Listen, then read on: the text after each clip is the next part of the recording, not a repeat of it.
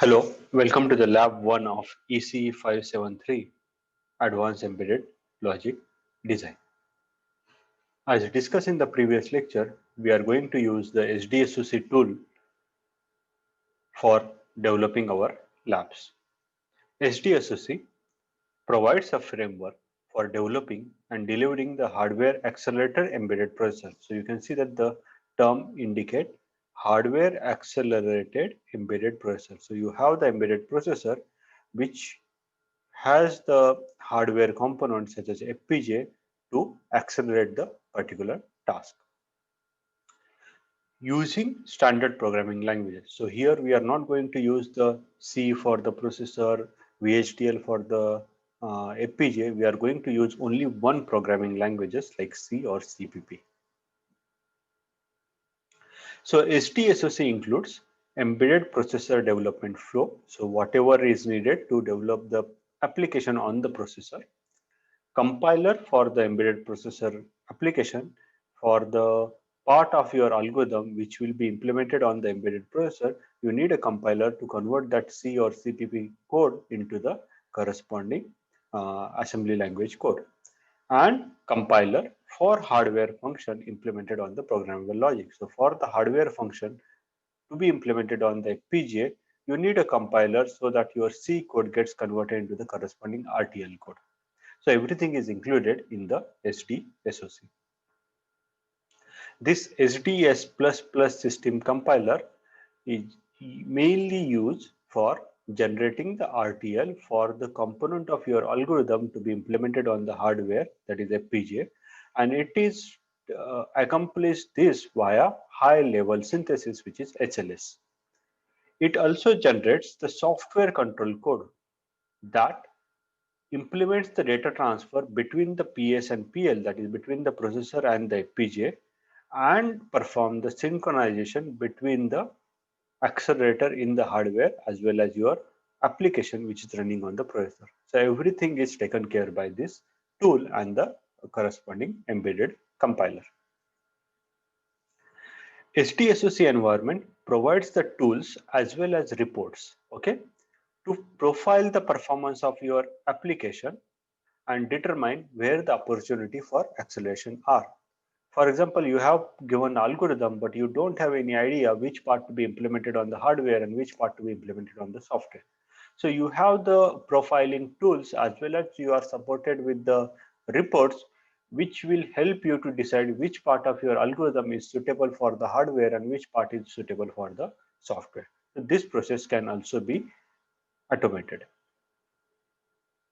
So the regular developer can make use of the software centric programmable workflow where you just write a complete C code to take the advantage of the FPGA acceleration, like to accelerate your performance of your application via FPGA hardware without any prior FPGA or hardware design experience. So here you don't know anything about the FPGA, you just write a plain C code and then some part of your code you map it to the hardware and you get the improvement in your execution time. As a software programmer, calling the hardware function is same as calling the software function. Letting the compiler implement the hardware software partitioning, the communication between the hardware and software, and the implementation of part of your code in the hardware, everything is taken care by the SDSOC. You just need to write a C code and identify which function to be implemented on the hardware. Okay, so you can see that it looks quite simple to use the SDSOC. So in the SDSOC, you write a C CPP code, you identify which part of your code to be implemented on the hardware, you tag them as a hardware function. Then for those hardware function, SDSOC will use the HLS via SDSS++ compiler and to get the corresponding RTL. For the code which will be implemented on your processor, your compiler will convert into the assembly language code. So you will generate the executable file, which we call it the ELF file for the software part and the bit stream for the hardware part. Then SDS SOC linker will link these two files to generate all the files which are necessary for validation of your code or application on the hardware. You will also get the SD card. You will also get the files which you can copy in your SD card and plug it in your Z board, and then when you switch on your board, your application will start executing on your board.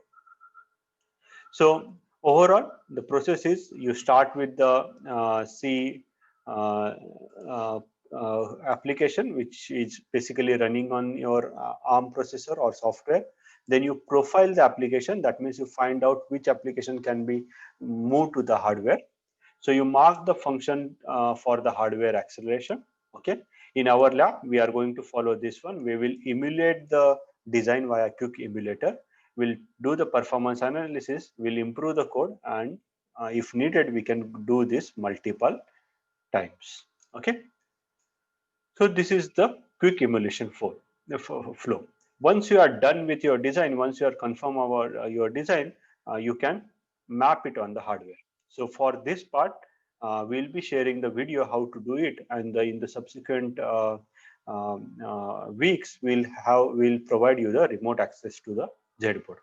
So once you have the everything is finalized, you build your projects and you develop the ELF file for your hardware. If you are implementing the Linux system, corresponding the loader files you need to generate, corresponding the device tree files you need to generate, corresponding for the hardware bitstream file you need to generate.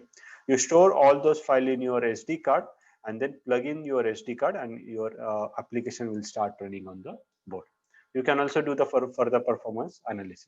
So for this part of your section, we'll provide you the necessary video, but this is the optional part. In the most of the section of the AELD, will focus on the emulator flow by using the quick emulator. So what is this quick emulator?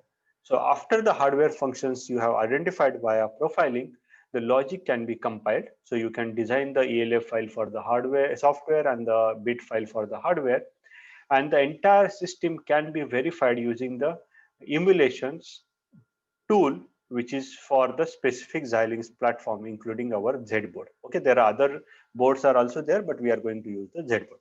So you don't need access to the board. You don't need a physical board. You can verify the functionality using the Quick Emulator. And if your code works on the Quick Emulator, there is a 99% chance that it will work on the hardware. System emulation allows you to verify and debug the system with the same level of accuracy as a full bitstream, that is the hardware verification, without requiring your bitstream and the access to the hardware. This results in the significant reduction in the iteration time. You don't need to verify the things on the hardware every time. You can first verify it at the emulator level, and only at the end you can verify it on the hardware, allow faster iteration through the debug cycle. And in the online semester, we are still able to conduct our lab because of the quick emulator. Okay, so the next is to start working on the lab one. So this will be you need to start with the SDSOC, open your SDSOC, and then in the subsequent videos, we'll explain you what are the steps you need to follow to complete your application and perform the verification via quick emulation, as well as the how to do the debugging on the SDSOC.